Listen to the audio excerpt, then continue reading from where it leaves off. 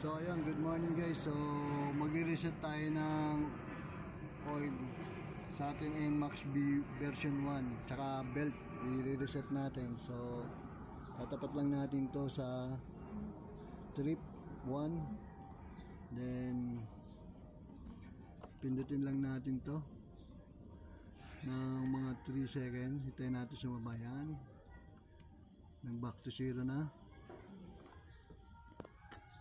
Tapos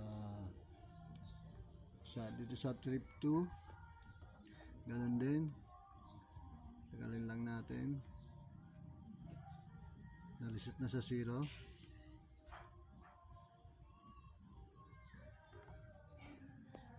Yan.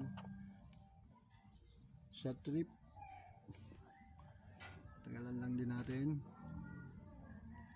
Yan, kung nakikita nyo guys, sumabay na. So ni-reset lang natin, pitanggalan ng press ulit, matagal hanggang sa huminto. Yan, kita nyo guys, huminto na. So yung belt naman ang nagbiblink. So ayan, kita nyo yung belt, nagbiblink siya. So press lang ulit din natin na matagal to.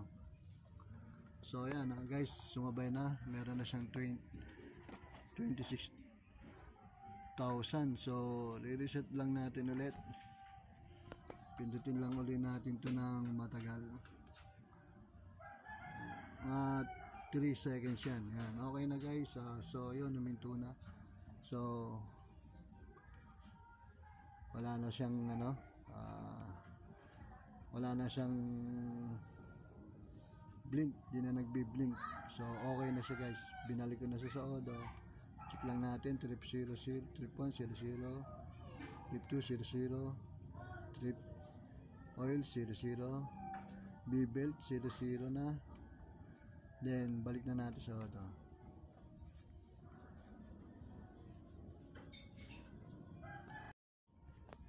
So yun guys, ganun lang mag-reset ng blink ng ating NMAX sa reset ng oil and B belt.